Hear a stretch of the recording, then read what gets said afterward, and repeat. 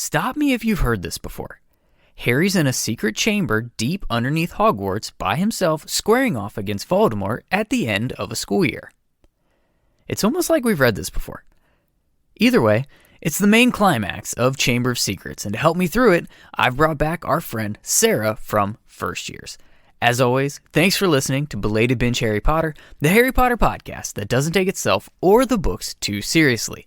I'm Zach, and I'm the guy who didn't read these books until my mid-20s and can't stop talking about them. Hence the podcast. And this chapter is bonkers. There's human possession, lots of blood, near murder, magical beasts, and Harry does a lot of stabbing. You know, all the things you expect out of a book written for children. Let's get into it. The Belated Binge Podcast. Today we continue the reread of Harry Potter and the Chamber of Secrets with Chapter 17, The Heir of Slytherin. Before we get into anything, every episode of this podcast will have spoilers, and every episode of this podcast could also have adult language. Shout out to our free elf patrons, Alex Swetlin and Hottest Navoni. If you'll indulge me for just a second, I absolutely love what's been happening on Patreon. I've done so many bonus episodes of my Behind the Mic series where I literally just pull out my phone or some other form of recording and talk Harry Potter topics during my everyday life. And one recent one was a direct response to Alex's questions that she sent me in a message on Patreon. I honestly can't wait to do more of those. So one thing that you're going to get as a free elf patron and above tiers is literally personalized bonus episodes where you send me a topic, question, theory, whatever, and I'll do a behind-the-scenes style bonus episode from that. You can even set it up so your bonus episodes go right into your podcast listening app, depending on which one you use. Spotify doesn't integrate, but it definitely works on Apple Podcasts. I have done it personally, and a lot of the other ones. There's a link in the description of this episode to patreon.com/belatedbinge if you have any interest in anything I just said, plus other benefits. That aside, making even more history on Belated Binge, we have our first ever repeat guest to come on 2 episodes in a row. You heard her help me break down chapters 14 and 15 of Sorcerer's Stone and cover our most recent chapter episode of Chamber of Secrets. Chamber of Secrets. It is the host of First Years, the Harry Potter podcast for the adult first-time reader. Sarah, you are practically a co-host at this point. Unofficial co-host. Yes. I love all the history we're making today. We are. It's incredible. I can't think of a better co-host for all of this history to be made. Thank you. Flattery gets you everywhere. We learned that Facts. in the last chapter. Big facts.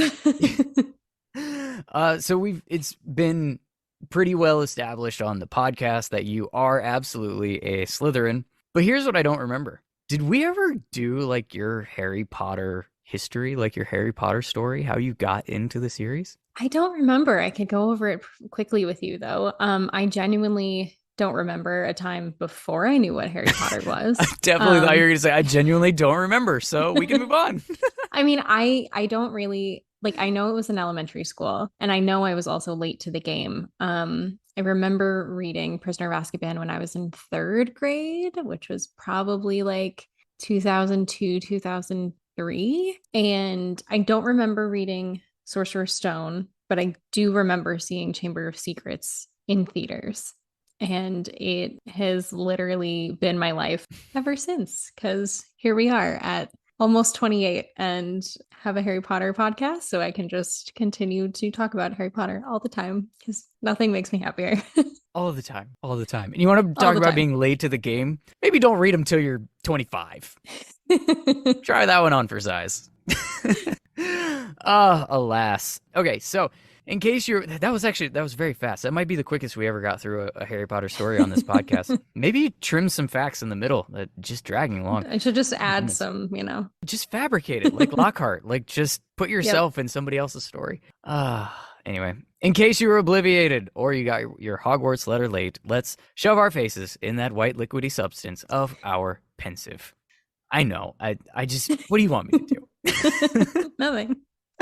Hermione solved the basilisk mystery while unconscious. Harry put the rest of the pieces together to figure out where the entrance to the Chamber of Secrets is. Ginny got drugged down the chamber, and instead of telling Professor McGonagall what they knew, Harry and Ron decided to go find, of all people, Lockhart, who's trying to run away, and Harry disarms him before being obliviated. Short book series.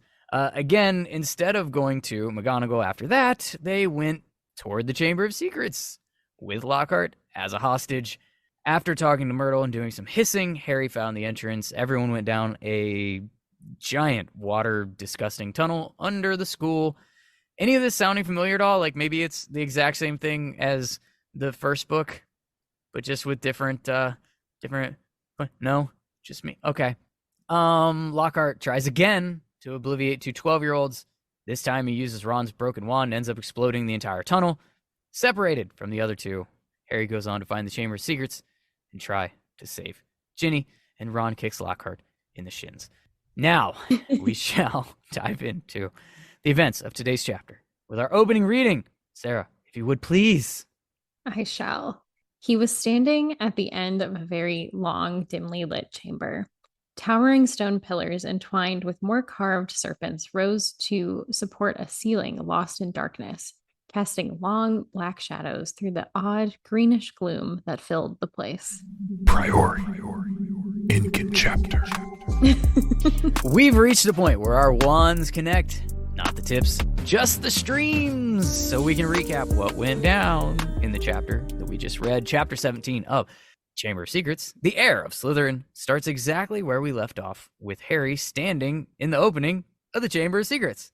And he's like doing this thing where he's like squinting his eyes as he tries to like fumble his way through this thing just to make sure that he can shut them at any point, because he's literally trying not to run into the scariest magical monster on this fictional version of our planet in search of Ginny Weasley. Here's the deal. I've heard people talk about this, so now I just want your opinion. So far, the victims were all petrified instead of being killed. And the reason is because they met the basilisk's eyes through something else. Water, a mirror, a ghost. It's been said that if Harry looked into the basilisk's eyes through his glasses, would he only be petrified, or would he actually die? Are the glasses enough? Such a good question. I know. I totally heard it somewhere else. It's not mine. That's why it's so good. Well, because my instinct is to say no, because then why, if like, I feel like someone should have figured that out by now, and then everyone could have just like worn glasses like in Hogwarts to be like totally safe. Would be the new fashion trend. Hipsters. I don't know. Oh my gosh. Do you remember the glasses that don't actually? Yeah. Yes. Oh my gosh. It's sweeping Hogwarts. Sorry. Please continue with something smart. No, but like if you can see the basilisk through a ghost and survive, then I don't see why glasses wouldn't work. Because it's kind of the same thing. Yeah. Yeah. It's almost like nobody knows that this is a basilisk. Or if they do, they already wear glasses that are shaped in a half moon and don't give a shit that it's a basilisk. Dumbledore's like, I'll be fine. Whatever. Yeah. I'll just look through my, what are the bifocals? Is that the correct? Yeah, the ones that are down. I love Dumbledore. I do. I just love talking about Dumbledore. He's the most fascinating There's just character. so much to talk about. There is. He's the most fascinating character to just talk about. Whether you love him or hate him, there's so much joy in it. Except people get kind of upset sometimes in the fandom when you talk about certain characters. Dumbledore's really not one of them unless they hate him. The people who hate Dumbledore get really like into it, but don't say anything bad about Snape or Draco online. Someone will get you. You will get got. I'm fairly certain that's why this podcast hasn't gone viral, because I've been canceled by Snape and Draco truthers already. There's no hope. I've already, I'm only in book 2, and this podcast is destined to just be canceled. Alas, either way, petrified in the middle of the Chamber of Secrets and fully alive, Tom Riddle is a dead Harry. So he's still Yeah. got to not get got. So Yep. he's trying not to get dead either way. He comes upon a statue of Salazar Slytherin, which is described as monkey-like, which is a strange description. I caught that detail too, and it made me very It uncomfortable. did. It was weird. I'm like, what are we insinuating with that? I don't Yeah. even And want to. yeah, no, I don't either. And I also am just very confused as to like the proportions of this statue because like I'm picturing like it's his full body, Yeah, because right? it says it has feet at the bottom. Yeah. But then the basilisk seems to like live in that statue and like come out Or of they it. sleep in it or something? I guess I feel like this is like where the movie made a great change and it's just his face Yeah. like against the wall and it makes more sense for like it that's just like an entryway for the basilisk to like enter into This the room. Chamber of Secrets from wherever, right? Like it made more sense proportionally for it to just be like his face versus this like giant statue the basilisk, which is like a giant snake. So it has to be like wide enough for the snake to fit in there. I'm just endlessly confused about Yeah. It what it it like is. how that works. I don't understand. And I guess maybe we could get to, because now I'm stuck on monkeyish. Maybe we get there because he was like totally a pure blood loyalist, and that's just like he's kind of like the Gaunts. Just so much inbreeding gets you to be a Could little be. squatty faced. Could be. Could be. Yeah. Or maybe the statue's just throwing his own shit. I don't know. I don't know. Either way, this statue exists in the Chamber of Secrets. That was a secret that Slytherin built himself Yeah. It's like here, let me just build a statue to myself. in this room that nobody else is going to be. Of myself to myself. Yeah, that's self-love. That is self-love. that is a person who does not feel as though he needs a therapist. Very humble guy. Very humble guy. So as a proud Slytherin, now I have to ask you, how many statues of yourself do you have around your house? Only 5. Okay. So like every room, basically. Yeah. Every room you spend time in. And they're not nearly as big, but you know, I'm working on building my own Chamber of Secrets where I can make a giant one. Alas, very, very good. I quite like it. Actually, here's the real hard-hitting question. Are they in the rooms that you spend the most time in? Or the ones where your guests spend the most time in? Definitely where my guests spend the most time. Yes. It's actually on the ceiling above the guest bed. Yeah. Is where my statue resides of myself. Oh, I can't. I just can't. Anyways, so then he sees Ginny just kind of like sprawled out on the ground, and he's shaking her like you did when your friend drank too much at this party and passed out when you weren't supposed to be there in the first place. And like they were even your ride home. Like he's panicking. Yeah. Ah, no. Although, please don't drive in this state. You either, Ginny. You're too young. No driving, no broomsticks, no apparating while under the influence. Correct. Exactly. Wait a minute. Hang on. Could there possibly be anything more fun than apparating under the influence? Not if you leave like your entire like half of your body behind. Ah, yeah, there's that wrinkle, isn't there? I'm imagining just like, what do you eat? Flu powder? I feel like anyone who flu powders while they're drunk is just vomiting everywhere. But like in some random person's living room because they totally got off the wrong grate. Absolutely. And now there's a new Marauders fan fiction and headcanon of what they enjoyed doing on the weekends. Just getting tanked. Yeah. Take a bunch of shots and see if they end up in the same place. Oh, yes. All right. So you're going to write that now, right? Absolutely. It can't be me. I'm not a writer. I can do it. I'm not a writer. So here it comes. She won't wake. Goosebumps. Who else is in this dungeon of terror, you might ask? Memory. The one, the only. Oh my gosh. Memory Tom Riddle is here. And from this moment, right now, for the next, I can't even tell you how many pages, Harry is a dumbass 12-year-old. and very, very slow to pick up on what's being put down. Mm-hmm. It starts with Tom plot-splaining to Harry that Ginny's barely alive and that he himself is a memory that has been preserved in a diary for 50 years. And Harry, as you do, starts trying to get Tom to help him save Ginny. He doesn't even have his own wand, and when he sees Tom holding it, he reaches out like, "Thanks, bro. Can I have it back, please?" Oh, innocent Harry. And he still hasn't caught on when Tom doesn't give him his wand back and is like staring at him all creepy like a serial killer, as if maybe he is. The next thing we go is like, "Come on, man! Like, there's a giant killer snake that's gonna come. We all got to get out of here." And of course, still slow. And Tom's like, "It's not gonna come until it's called," like some really well trained golden retriever. Then we get Tom just being weird and creepy because it's Tom Riddle.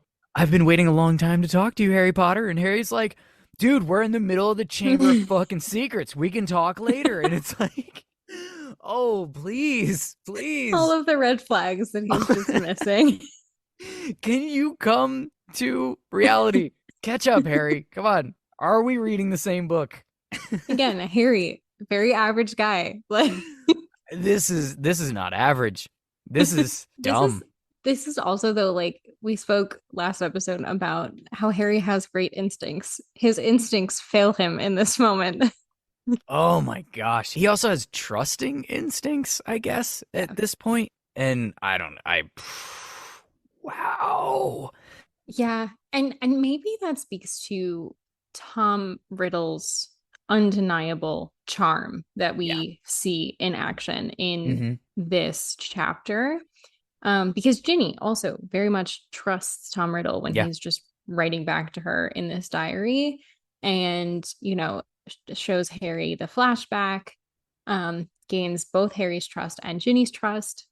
And we see very much that, like, you know, people have said that, like, Tom Riddle is very charming, and we see that he, like, when he knows something is going to give him an advantage, he's very patient. He's willing to put up with the internal monologue of an 11-year-old and, like, you know, be caring and, you know, calm. And I think that side of him is why Harry's instincts don't fully warn him about this right away like they should. Yeah, and it's going back to when Harry got the diary. I theorized this, and I hadn't thought about it until this very moment. I theorized that the way that it was described, Harry was talking about the diary as if it was like some kind of weird kinship that he almost like a long lost friend that he didn't remember he had kind of thing from childhood. And I theorized then, or suggested, that was kind of two things. One, the diary doing what the diary does. Because like you said, Tom Riddle, very, very charming, very manipulative. And this is kind of like what coaxes Ginny into trusting it in the first place. So it's not all Harry here. I think there's probably some kind of aura around this diary of, like, make whoever's close feel, you know, some sort of like connection and trust to this book to get them to use it. Yes. But then also it's perhaps more intense for Harry because it's two Horcruxes like within inches of each other. Yeah. And I wonder if in this moment there's not a little bit of that, like, inherent trusting of Tom Riddle. Yeah. That could be partially because there's a little bit of like familiarity there from the memory that Tom Riddle showed Harry, so he recognizes him and thinks of him more in that, like, Hogwarts prefect kind of a thing, and not the bad guy, but also, like, it's two Horcruxes right here. Yeah. And so the Horcrux inside of Harry absolutely trusts Tom Riddle because, like, they're shards of the same dude. So maybe Harry's a little slow and hampered instinctually in this moment because of that. Perhaps I don't know. I would I would definitely buy that for sure. I'm glad somebody does. I'm not even sure I do. I'm wondering if Harry's just dumb and 12. But I mean, I can both be true. I feel like Harry is dumb and 12, and that's probably also part of the reason why Tom Riddle's charm works on him so well, right? yes, yes, I think both can yeah, absolutely yeah. absolutely be true. And then something happens in the text that makes me laugh.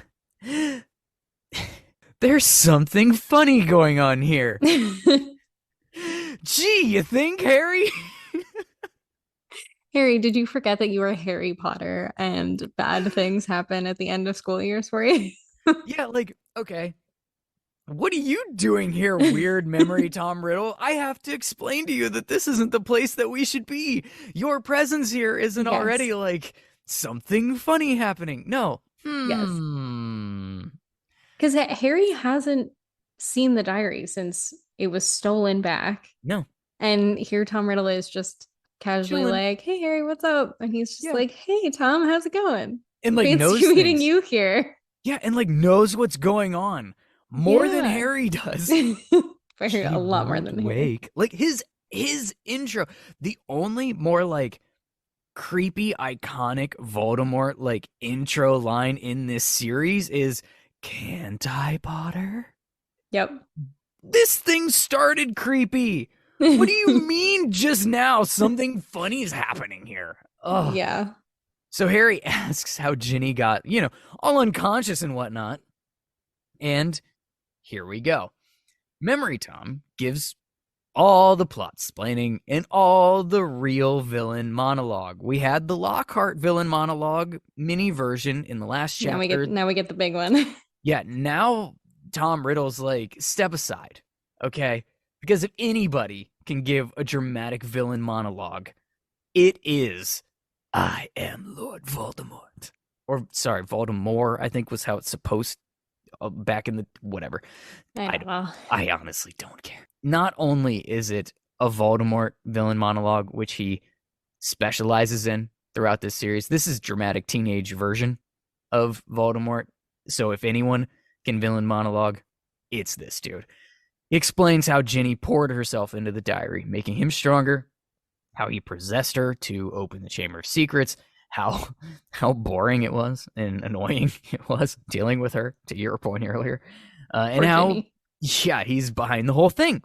And have you noticed, like, he even managed to, there's just constant giving Ginny shit about being into Harry Potter, and just being an 11-year-old. Like, I felt so bad for Ginny in this chapter because like we finally see how like absolutely tough it is for her. Like it has to be rough being the only girl in like a family of 7. Yeah. And like she probably doesn't really have anyone to talk to, like, and like finally she like has this like diary and like, Tom's being very patient and like writing back to her and being supportive, and she's just pouring her soul out, and he's just like, "Oh, 11-year-old girls being girls, like, how dare you?" Like, oh, I felt so bad. Well, and it's the whole thing. Like, at the Burrow, she's given shit for liking Harry because she's been talking about him all summer. With the Valentine thing, Draco is, I don't think Potter liked your Valentine, Ginny. And now even Tom freaking Riddle, "I don't think that Harry's gonna like me." And I'm like, give this girl a break. You know, she's 11. Jeez. Anyway, along the way, Harry gets the last laugh in the end. It's fine. She does. She lands the heartthrob, or at least the chosen one, with no game whatsoever. If we can, let's be honest. Ginny has the game in that relationship for sure. Oh, she ends up being awesome. Just like so awesome, and way out of Harry Potter's league. Because he has no charisma and no like I don't know. But I think between the two of them, I do think in the series, when it finally happens, like, I think they actually make a good ship together, and I think that they could really make a really cool couple, even though romantic relationships is easily the weakest written part of this series, front to back. I would agree. Yeah. I think the two, from a character perspective, if nothing else, their like sarcastic sense of humor would make for hilarious fodder back and forth, but we literally never ever get it. You know, I wish we could I wish we could see more of that. Yeah. We don't get like enough of like them like being together when like they finally decide to like be together. I think it's a conscious effort. Like I think that's why Ron and Hermione take so long. I think that it was just flat out either it was recognition of a weakness or just a disinterest in like this, while there are like relationship undertones throughout this whole thing and love is at the like center of this entire book series, there just was a complete lack of like romantic storyline. And like I don't know if it's a choice because there wasn't interest in writing that, maybe because they're kids, like it wasn't comfortable, like I don't know, or I mean, just I feel flat like out I can't write that. I feel suck like at it. Harry I'm and not gonna do Cho it. got more screen time in this book series than like Ginny and Harry did when they finally start dating. They did, but I think a lot of that is because it was like kind of going wrong. Yeah. And like, and I understand also like they kind of got together like as everything was like ramping up and like Harry was like, I need to go on this mission to save the world. But like I would have just liked, you know, well, we have like a moment. missing. Yeah, we have like a missing 2 weeks that you could have easily given us something out of it. Yeah, like give us just like them like hanging on the couch, just like actually having a conversation like as boyfriend and girlfriend. Like we never get that. Yeah, I'm definitely not clamoring for like explicit writing in this, like, no, but just like them being together in this new dynamic would have been like very nice. Yeah, and when they're like 16 and 15, like it's not like they're 11. They're going and doing things. There's some insinuation in there. Remember the like the tattoo joke? Mm-hmm. That suggests some things. Okay? Yes. Like they clearly have a rapport that has events have taken place. Like you could have given some, I don't know, give them some time under the like tree by the lake or something. Like I don't know, like give them something. Like they literally like don't go on like any dates. Right. And then Harry like is like, we have to break up because I'm going to be in danger, and she's like, yeah, fuck that. Like right, that's the whole relationship arc. And then there's the one scene where Ron barges in when we're not even gonna get into what was about to go down there. But it's I would have liked more quality time between them and had more of that established emotional connection. I agree. I'm gonna have to Google some Harry Ginny fan fiction now to like fulfill that need. I would have also liked more of her. I would have liked more of it as a like a core 4. Yeah, that's what I would have really liked to have seen, because she could have brought a really cool quality to that group. Yeah, if it was the 4 of them in book 7, Ron leaving would have been that much more dynamic. Yeah, I don't know. Would she have gone and got him? Or would she like? No, would she have I don't think him? so. She would have been like, "You're being a fucking idiot." Well, yeah, there's that. There's that. Definitely that. And then, and imagine her talking to Hermione. Like, I don't think that she's the type that would be commiserating over that. No, she'd be looking at Hermione like, "Get your shit together." I mean, he's Ron an idiot. Is Ron's fault because he. Absolutely. Horcrux, right, and being an idiot. Yeah. Anyway, we will get to that book in about 6 years. Yep. So the one thing I want to say is that when Tom got to, I think we do get the very first breadcrumb, I think, of that character of Ginny, of what she turns into, of being like awesome book Ginny, is her realizing at 11 years old, this diary is like, she put it together and realized like, get rid of this diary and people will be safe. And she basically thwarts. Then she tried to flush it down a toilet. Well, okay. No, I think her method of trying to get rid of it, like, great plan. Like, get rid of it in whatever way. Mm-hmm. Like, there's probably a better way to do it besides flushing it down the toilet. You think? My problem is when she finds out that Harry has it, and then steals it back, and then starts Yeah. writing in it again. Just throw it away. Throw it in the fire. Do something. Like, just like lock it in a box. Yeah, that doesn't make any sense to me. That feels almost plot hole-ish to me.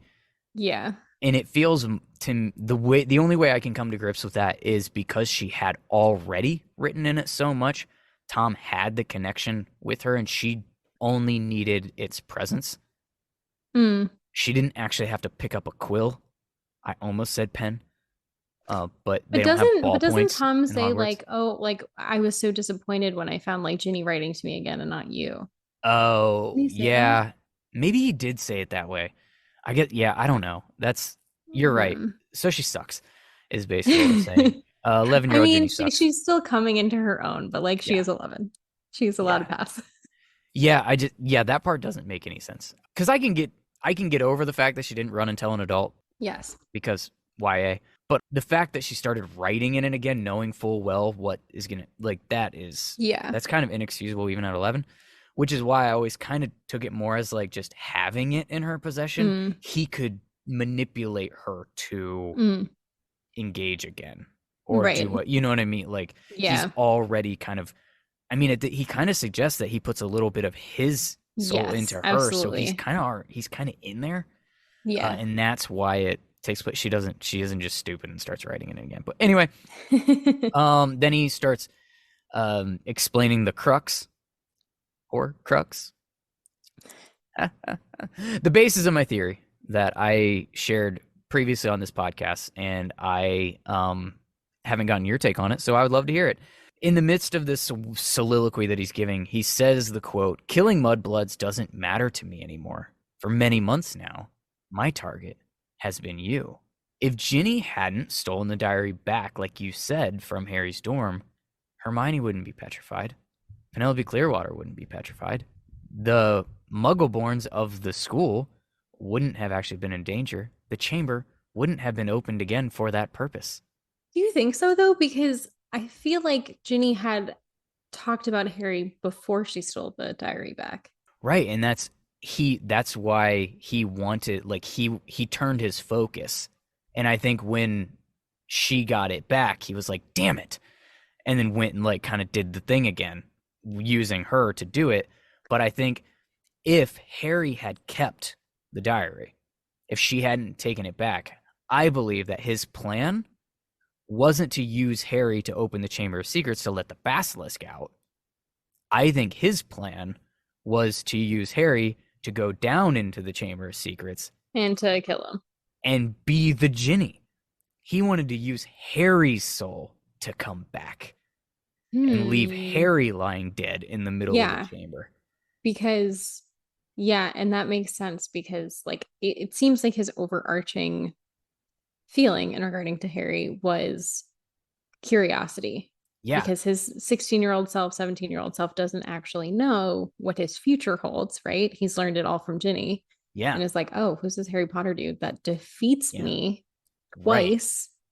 Like, how is that possible?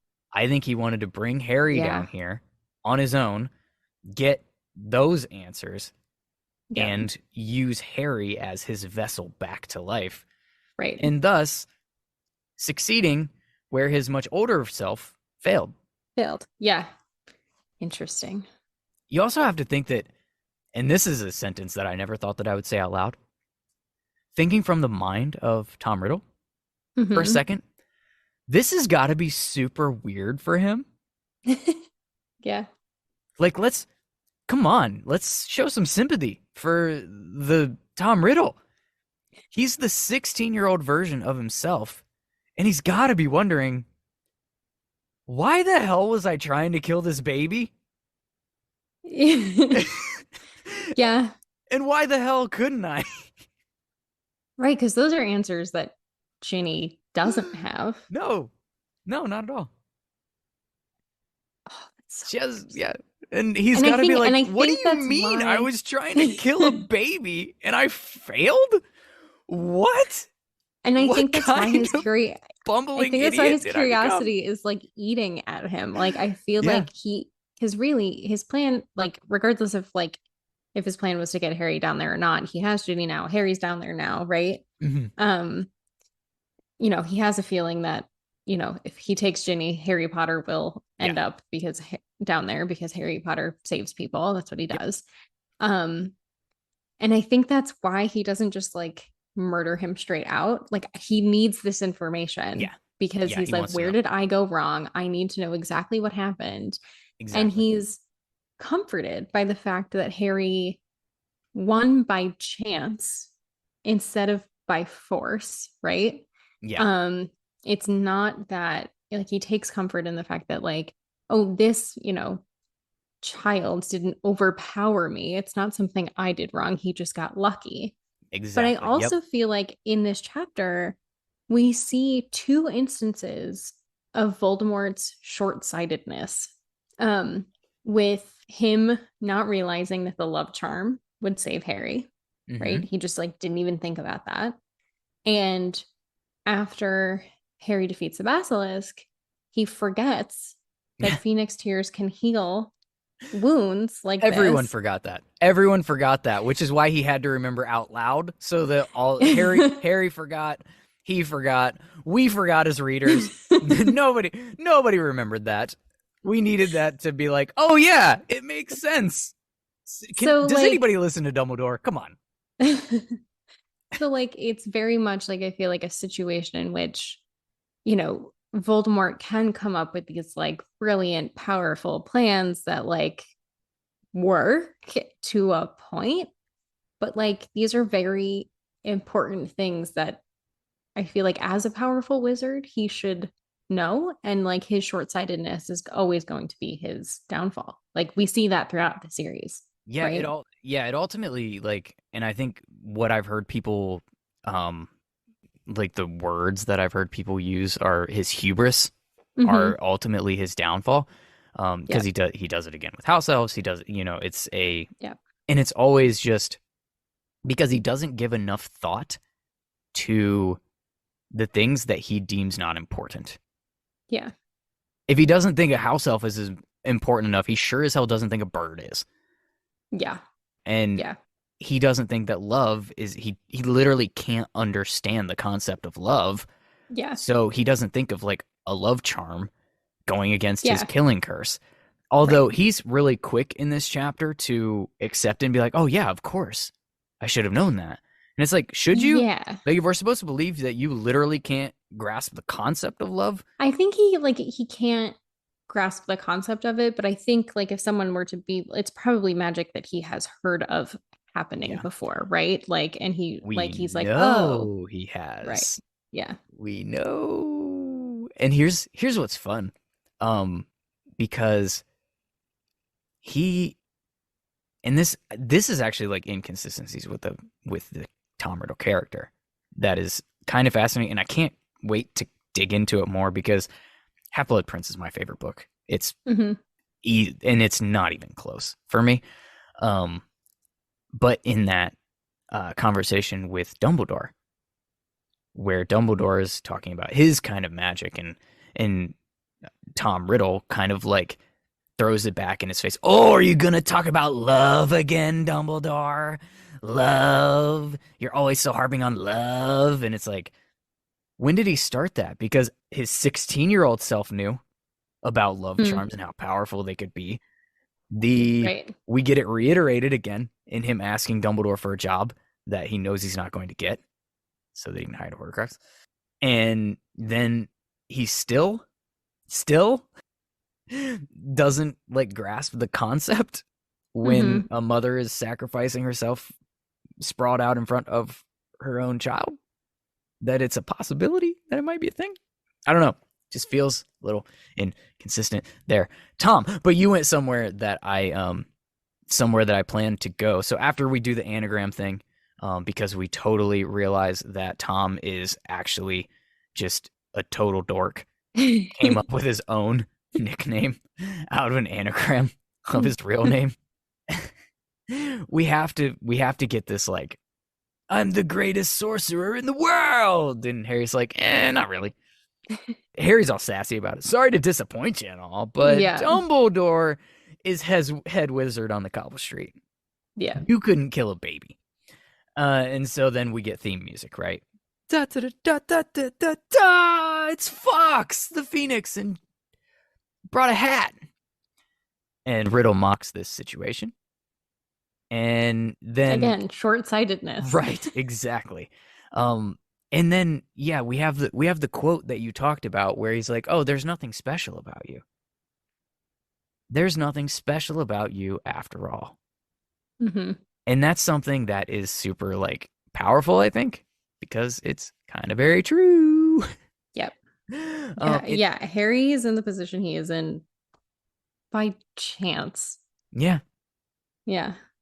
Yeah, it's kind of crazy.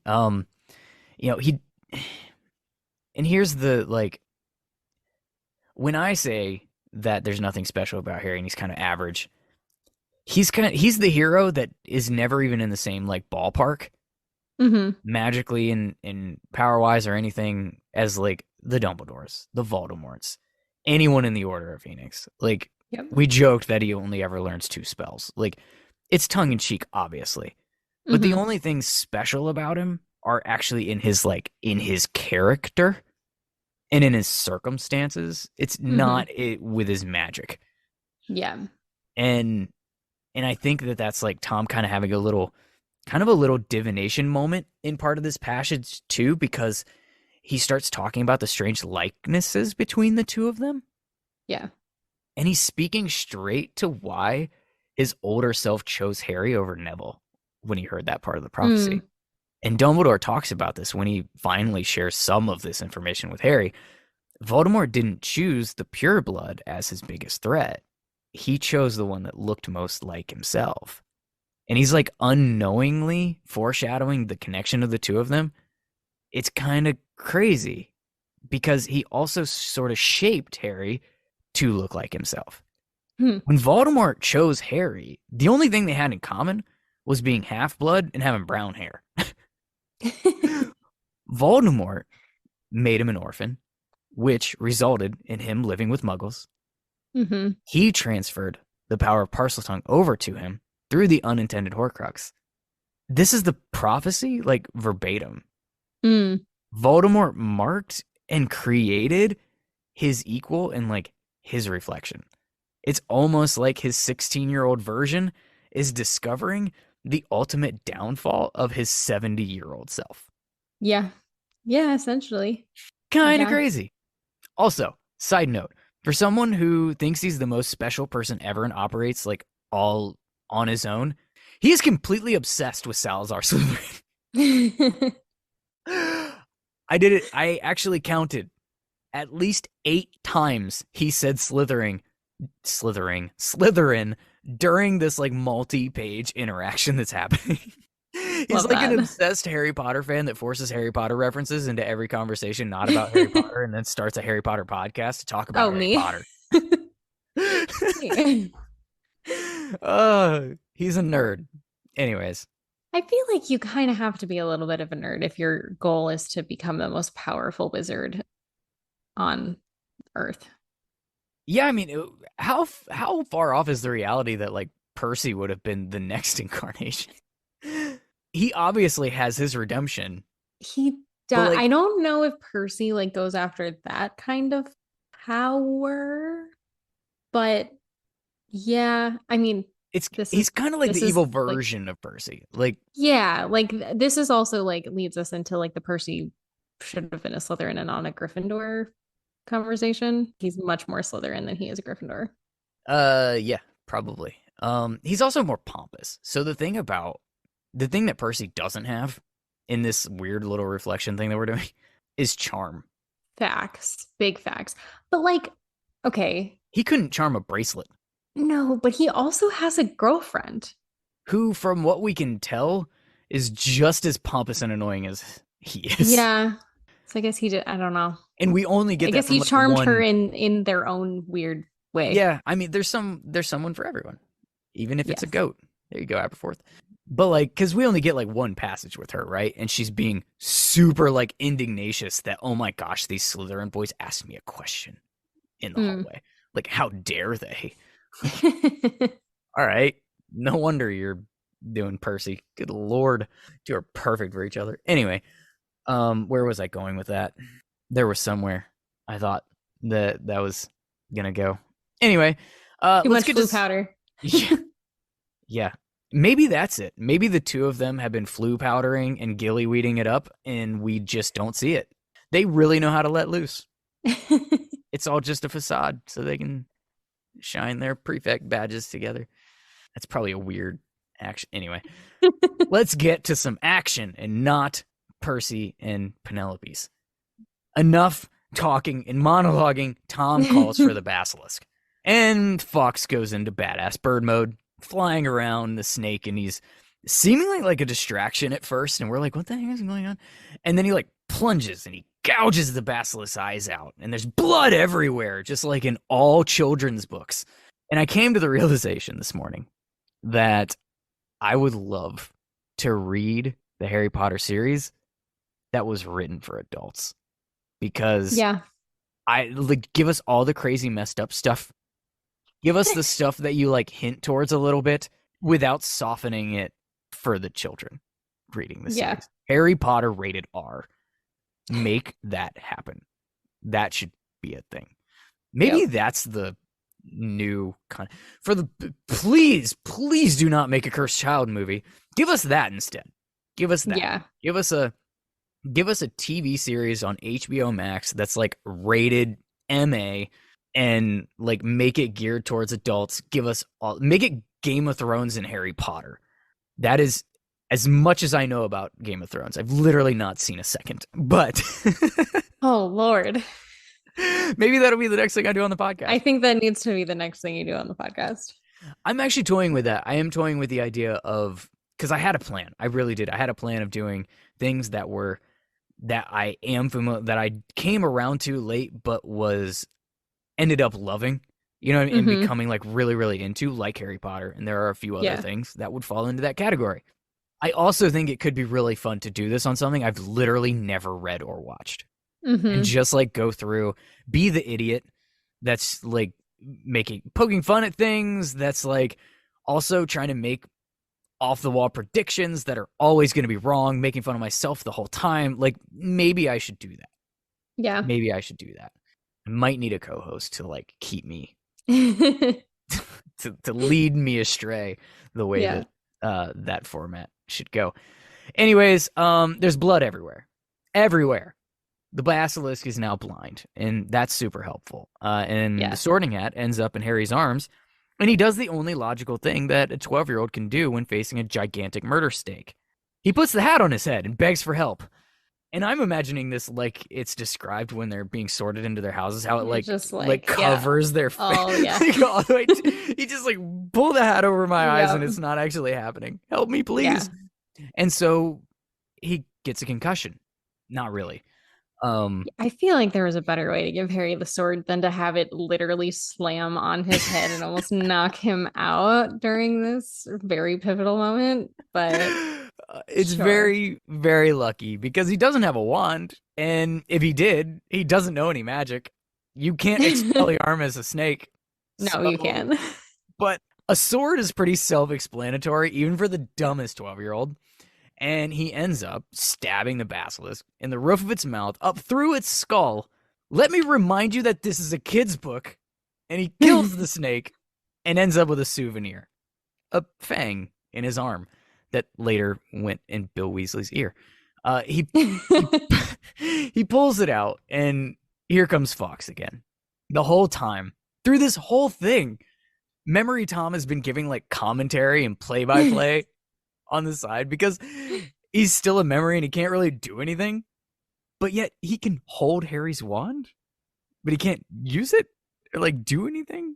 Do you understand the logistics here? Because I don't. It's a good point. I mean, it seems like he has enough strength for certain things, but not others, right? He probably wouldn't be able to use his magic and like until after the whole process was complete, right? And Ginny was like fully dead, and then he was like, great, like I have a real body now. But he's at least like he's like three-quarters of the way there. Yeah, he can actually like touch things. Yes. Apparently. So he couldn't just go strangle Harry, but he can hold his wand. I don't know. What Well, and how does Harry fight back in that scenario? What can Harry do to Tom? I don't But know. wouldn't it be a similar situation as Peeves? the first one? Like, can Memory Tom touch Harry at this point? Well, that's the thing. That's where it's weird. Oh, you mean literally can Voldemort touch Harry? Well, Ooh. like if his plan worked and he came back to life by like killing Ginny, right? Yes. Would he be able to strangle Harry in the Chamber of Secrets? I'm betting not. Yeah. Ooh. So here's the thing with the love charm that I've always this is the way that it's made sense to me. So the way that I've subscribed to it, because there have Yeah, also been some people in the fandom that have been like, "Well, Harry's just invincible. His mother died for him, so nobody can kill him." And I'm like, I've literally that's false. yeah, I've never interpreted it that way. I've only No, interpreted that as Voldemort can't, correct. specifically Voldemort. Yes, Is Memory Tom Riddle bound by the same set of rules? Because that shard of soul has been separated long from before everything else. that Yeah. charm was put in place on the other. Is it only the one shard of soul that is in the like existing present day, well, currently vapor version of Yeah. Voldemort that can't kill Harry, but We don't know. memory? Well, this seems like a leaky con panel. That Definitely. seems like a thing that should happen. Probably should be led by somebody smarter than me because I can't wrap my head around it. But Fawkes saves Harry's life again because his tears have healing powers, and Tom has to keep us dumbass readers up to speed on that. And it's really funny because he's like very taunting in this, and like you said, his hubris is like he's look, the stupid bird's crying for you. Yeah. Like And he's like, oh shit, I forgot about that too. the Like, laugh. And yeah, and then he's like, yeah, I forgot. Crap. Get away from it. He's trying to shoo the bird because he still can't do anything, apparently, yeah. but hold a wand. Anyway, I think of this just another side tangent because I'm full of them. I think of this like the crab scene in Moana. Did you ever see that? I never saw Moana. There's this giant crab, and he's like, "You can't run from me." Oh, yes, you can. You keep surprising me. And I'm like, it's Tom Riddle. He's like, you're gonna die. Oh, wait, crap. Shit, The I failed bird. again. Yeah, shoot.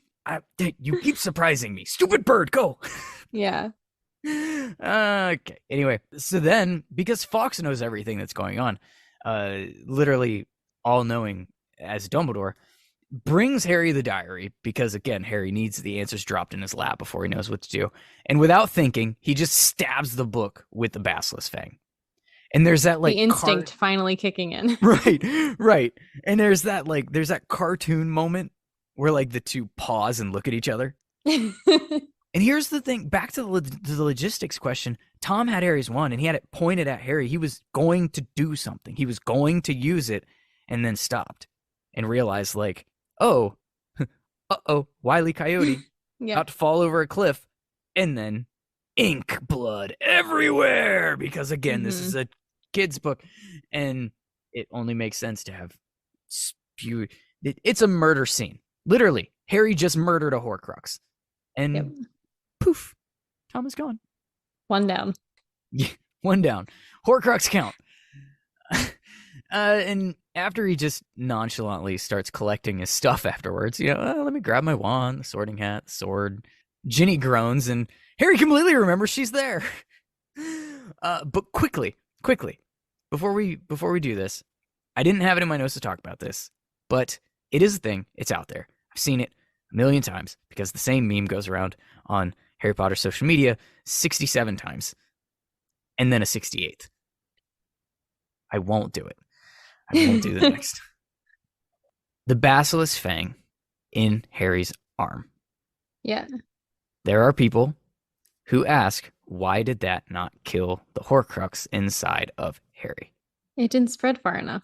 Okay, you were pretty quick on the up. So you've clearly heard it. You have the rationalization. You're there with it. I think of it more. Have you watched The Walking Dead? Nope. Okay. That maybe that should be another podcast video for you. There are some characters that like when they get bitten by a zombie, if it's like on their leg or on their arm, if they are quick enough, they can chop off their arm or that part of their leg and they will survive and not turn into a zombie. Assuming they don't bleed to death. Yeah, well, yes. Sorry. I haven't seen it. I shouldn't start this already. The podcast has begun. And so that's kind of how I think of it, of like, you know, if you're quick enough, like before the zombie virus like spreads to the rest of your body, like you can save yourself. I think because it's pretty immediate, right? Like Harry stabs the basilisk, he like pulls it out, and like Fawkes seems to come like right over. Yeah. And is on it. Not... I don't like it may be spread up to his bicep. Like I think that's why the Horcrux was not destroyed. Okay. I like the logic behind that. Like I like how you think that through. It's definitely not like the movie where like he pulls it out and then he kills the diary and then he's just like kind of sitting there sweating and it's like waiting to die and talking to Ginny like and petting Fawkes like, oh, you were so good boy. It's okay. I'm just gonna die here now. That's not how it actually goes down. It is a much quicker process. So I could see the spreading thing, much like Dumbledore's hand. Yeah. I always kind of took it at a little bit more face value of for the Horcrux to die, the vessel has to be destroyed beyond repair. And so since Harry didn't die, neither did the Horcrux. Yeah. I think both of those can be true. For sure. And then you get the thing where Harry comes back to life, but the Horcrux actually dies later. But luckily, that's going to be 12 years from now on this podcast, so I don't have to go down that rabbit hole yet. I like for that thing's purpose, I like what you've said much better. Okay. That was an unplanned detour. So now Ginny's waking up, and her first thoughts are to go into total like confession mode. She's not even like, she doesn't even stop to take in her surroundings at all. She just like, Harry, I did. I'm gonna get expelled and my parents are gonna be mad at me. Kid, you almost died. Like seriously. Poor Ginny. She's under so much pressure. Like you are literally like, you were dead. You were laying there dead and you are not dead. And your first thought is like, oh my gosh, my mom's gonna be so mad. This is why her and Hermione become such good friends before the series is over, because their first thoughts in the face of death is expulsion. Jeez. They make their way back to Ron. Ron's as confused as usual, but at least in the books he's competent and actually useful. I know, but book Ron was the Ron we deserved. Right. And he's not nearly as confused as Lockhart, who has no memory at all. Idiot. And I imagine a very, very bruised shin by now, because I think every 30 seconds, Ron is kicking him in the shin. And Lockhart is forgotten every time. He's just like, wait, what? Why is this Ow!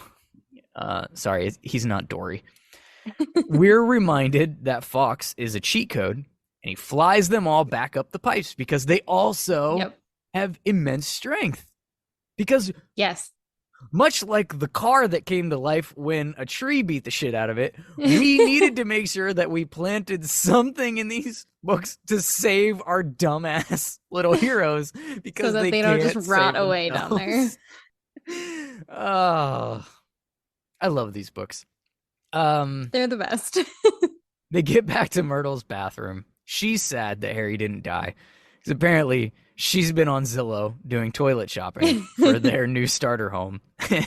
And they end up just blindly following Fawkes into Prof. McGee's office. Yep. And that's it. That's the chapter. That is the chapter. Did we miss anything? I don't think so. Okay. I'm so glad. Let's do house points. House points. In true Hogwarts fashion, these points are completely subjective, with no oversight, and fully at my discretion. This week, I'm giving house points to Fawkes for getting all the points, because he's the literal hero of this book. 150 points. Harry can also have 50, because he did literally just stab a basilisk in the face and killed a Horcrux, even if he needed all the help. All the help to get there. My goodness. Do you want to give points to anyone? I'm gonna give Fawkes another 100 points. And I'm gonna give Ginny 25 because she deserves it. And I'm gonna take away 1,000 from Voldemort for being stupid and not just being evil, but also just being stupid. Like your plan could have worked if only you thought ahead just a little bit. Yes. And I'm tacking on 100 specifically to Memory Tom for being the evil villain.